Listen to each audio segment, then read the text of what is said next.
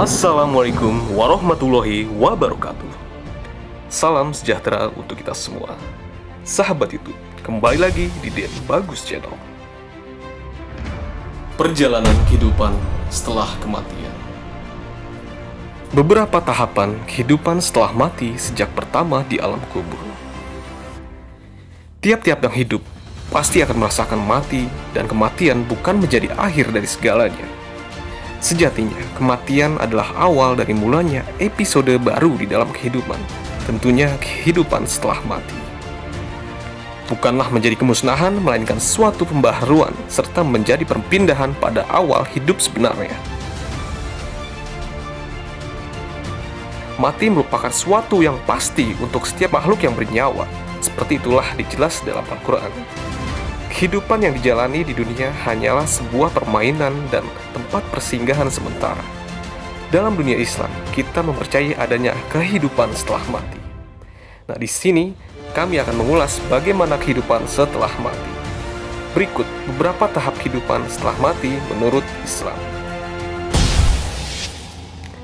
Alam barzah atau alam kubur.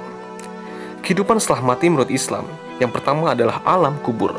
Alam kubur merupakan tempat persinggahan pertama setelah mati. Di dalam kubur, inilah manusia sudah bisa mengetahui di mana akan tinggal di akhirat kelak, apakah di surga atau di neraka.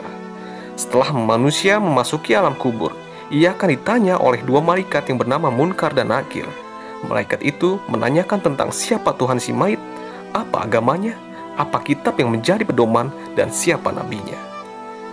Dan si mayit akan menjawab pertanyaan dua malaikat tersebut sesuai dengan amaliyah di dunia, yaitu siapa yang menjadi Tuhannya dalam pengalamannya ketika hidup di dunia, apakah agamanya ketika hidup di dunia, apakah kitab yang menjadi pedoman ketika hidup di dunia, dan siapa nabi yang akan ia ikuti ketika ia di dunia.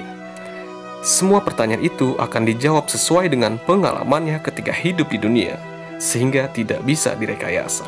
Dan jika ia lulus dari pertanyaan dua malaikat tadi, maka ia akan diistirahatkan di taman surga untuk menunggu kiamat. Namun, jika ia gagal dari dua malaikat tadi, maka ia akan ditempatkan di terasnya neraka sampai hari kiamat. Hari kebangkitan.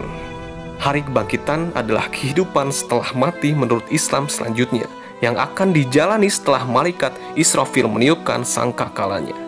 Ketika malaikat Israfil meniupkan sangkakala yang pertama, maka semua makhluk akan binasa. Kemudian ia meniupkan untuk yang kedua kalinya, sehingga semua makhluk akan hidup kembali tanpa terkecuali. Penggiringan ke padang mahsyar. Setelah semua makhluk dibangkitkan tanpa terkecuali, termasuk dari golongan jin, manusia, dan hewan, padang mahsyar adalah tempat datar yang sangat luas. Di tempat ini, semua makhluk dari bumi dan langit, lapisan ketujuh dikumpulkan untuk diadili. Semuanya berkumpul dalam keadaan berdesak-desakan. Setiap manusia pada hari itu akan diadili dengan diiringi oleh dua malaikat. Yang satu sebagai pengiringnya dan yang satu lagi sebagai saksi atas semua perbuatannya di dunia. Yaumul Mizan, hari penimbangan amal baik dan amal buruk.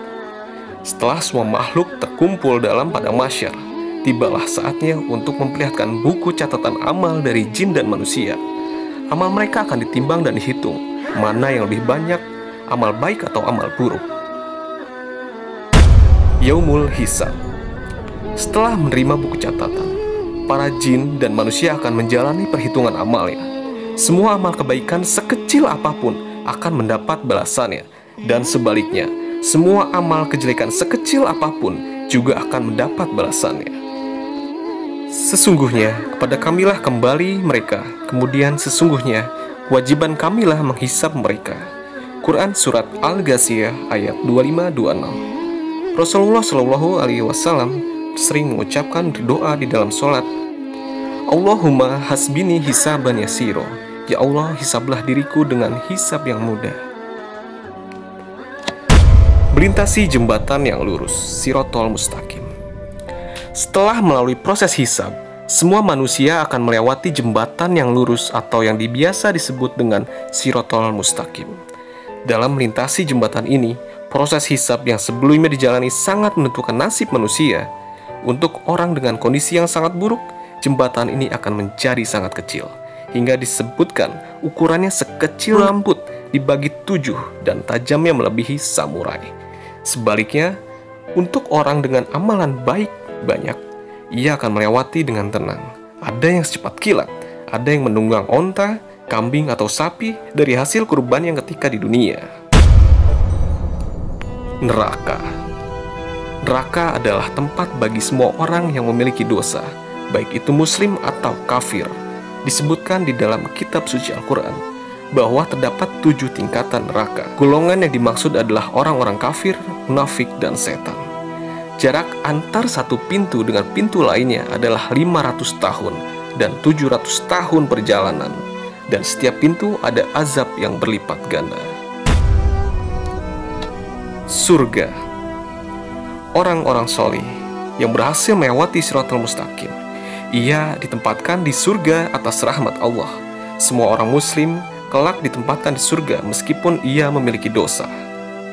Hanya saja sebelum ia ditempatkan di surga, akan ditempatkan lebih dahulu di neraka untuk membersihkan dosa-dosanya. Demikianlah perjalanan kehidupan setelah mati. Semoga kita semua selamat dunia dan akhirat. Amin ya Allah ya Rabbal Alamin. Itulah sahabat YouTube, video informasi tentang perjalanan kehidupan setelah kematian. Terima kasih telah mampir di Den Bagus Channel. Semoga video informasi ini bermanfaat untuk kita semua. Salam Nusantara, salam merdeka. Wassalamualaikum warahmatullahi wabarakatuh.